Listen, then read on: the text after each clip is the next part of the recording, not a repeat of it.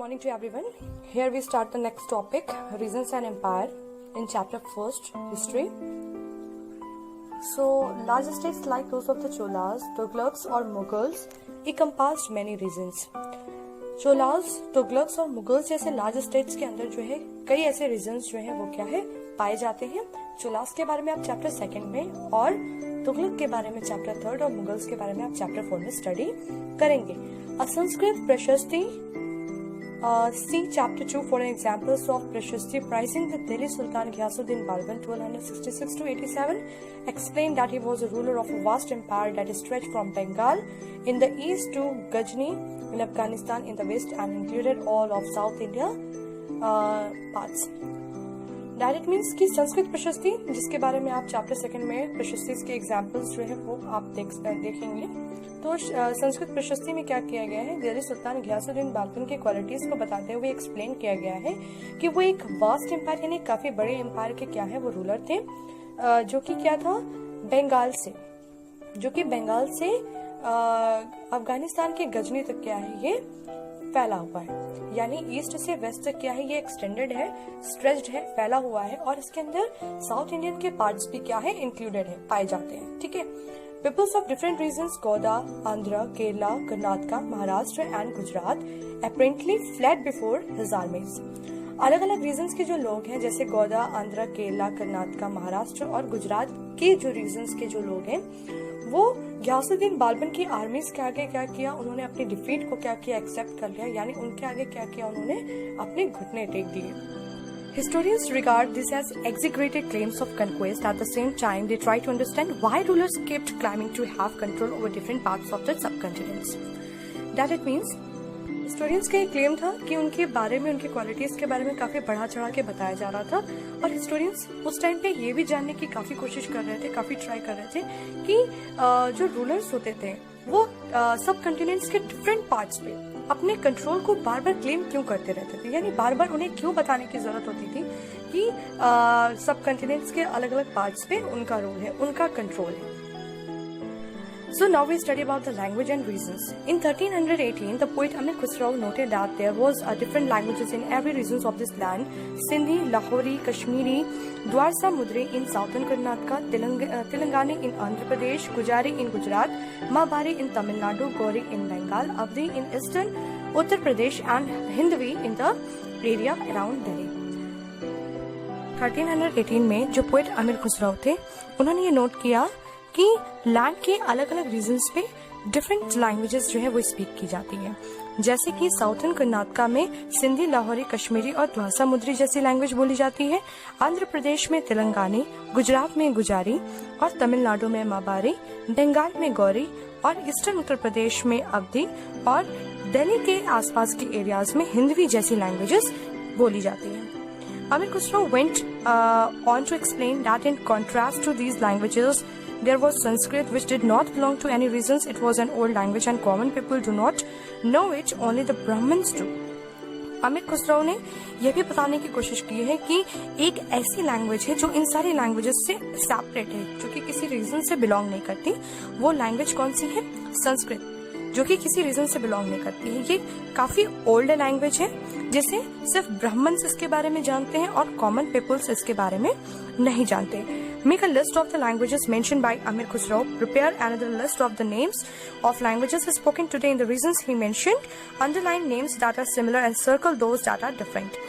आपको क्या करना है, एक लिस्ट बनानी है जो कि अमीर खुसरो के द्वारा क्या किया गया है, मेंशन किया गया है, और दूसरी लिस्ट बनानी है उन लैंग्वेजेस के नेम की जो कि आज हमारे रीजन्स में क्या किए जाते हैं, बोले जाते हैं. ठीक है.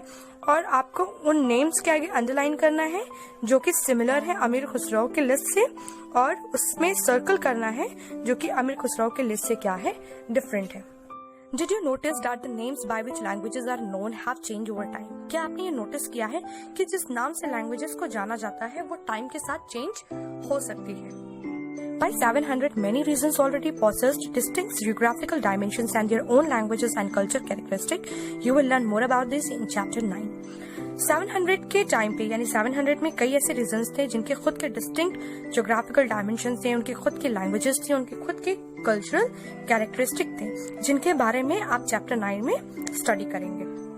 They were also associated with specific ruling dynasties. There was considerable conflicts between these states. Occasionally, dynasties like the Cholas, Khilji, Tughlaqs, and Mughals were able to build an empire that was pan-regional, spanning diverse regions.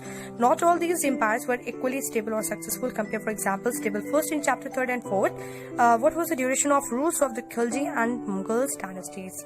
ये जो regions हैं ये ruling dynasties के अंदर आते थे और इनमें इन सारे स्टेट्स के बीच में कई बार कॉन्फ्लिक्शन जो है वो देखने को मिलता था, यानी काफी कंफ्यूजन्स या फिर मतभेद वगैरह जो है वो हमें देखने को मिलते थे।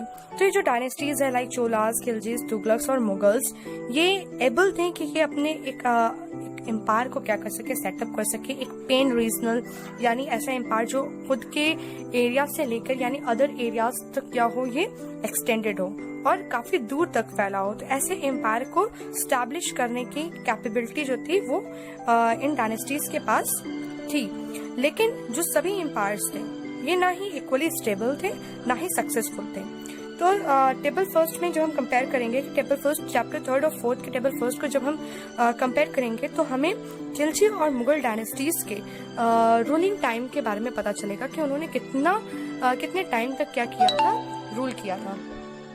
When the Mughals empire declined in the 18th century, it led to the re-emergence of regional states, but years of imperial pan-regional rules had altered the characters of the regions. Across most of the subcontinents, the regions were left with the legacies of the big and small states that had ruled over them. 18th century में जब Mughal empire completely decline हो चुका था तो उसमें जो regional states थे वो क्या हो रहे थे, रिफॉर्म हो रहे थे। और इसी ईयर्स के टाइम पे क्या हुआ, जो पेन रीजनल रूल था यानी कि वहाँ पर जो अर्लियरली पेन रीजनल रूल जो चल रहा था उसके हटने के बाद जो रीजन्स के ओरिजिनल कैरेक्टर्स थे वो क्या हो चुके थे, काफी हद तक चेंज हो चुके थे। और रीजन्स सब कंटिनेंट्स के जो मैक्सिमम रीजन्स थे जिसमें छोटे और बड़े स्टेट्स जो हैं वो इन्वॉल्व थे, जहाँ पर मुगल एम्पायर्स ऑलरेडी रूल्ड कर चुके थे, उन्होंने क्या किया था, एज अ लेगेसीज यानी अपने विरासत के फॉर्म में क्या किया था, उन रीजन्स को लेफ्ट कर दिया था, छोड़ दिया था। This was apparent in the emergence of many distinct and shared traditions in the realm of governance, the management of the economic elite cultures and languages through the 1000 years. Between 700 and 1750, the character of a different region did not grow in isolation. These regions felt the impact of larger pan-regional forces of integration without ever quite losing their distinctiveness. Mughal empires के चले जाने के बाद क्या हुआ था कि उनके जो ट्रेडिशन थे वो भी उन्होंने क्या किए थे, लोगों के साथ शेयर किया था और लोगों ने उनके जो है मेथड्स, गवर्नेंस का जो मेथड था, इकोनॉमिक्स, मैनेजमेंट्स, एलाइट कल्चर्स और लैंग्वेजेस को क्या कर लिया था, अडॉप्ट कर लिया था। यानी उनसे ये काफ़ी चीज़ें जो है लोगों ने सीख लिया था। तो 1000 ईयर्स में जो कि 700 to 1750 के बीच में जो 1000 ईयर्स है, इनके बीच में अलग अलग रीजन्स के जो कैरेक्टर थे वो क्या कर रहे थे, अलग अलग जो है ग्रो नहीं कर रहे थे। उनमें जो चेंजेस थे वो अलग अलग देखने को नहीं मिल रहे थे, बल्कि सभी में जो है एक साथ ही हमने चेंजेस, वेरिएशंस जो है वो क्या किया था, ऑब्जर्व किया था। ये जो रीजन्स थे जहाँ पर लार्जर पेन रीजनल रूल्स रह चुका था, यानी कि काफ़ी टाइम तक पेन रीजनल रूल्स जो है वो रूल कर चुका था, इसके बावजूद जो है उन्होंने क्या किया था, उन्होंने खुद के कल्चर्स को, खुद की एक्टिविटीज़ को लॉस नहीं किया था। इसका क्या मतलब है कि यहाँ के लोगों ने काफ़ी कुछ जो है उनसे काफ़ी एक्टिविटीज़, काफ़ी चीज़ें जो है सीखी थी, लर्न की थी, लेकिन उसके साथ उन्होंने अपने खुद के कल्चर्स को, खुद की एक्टिविटीज़ को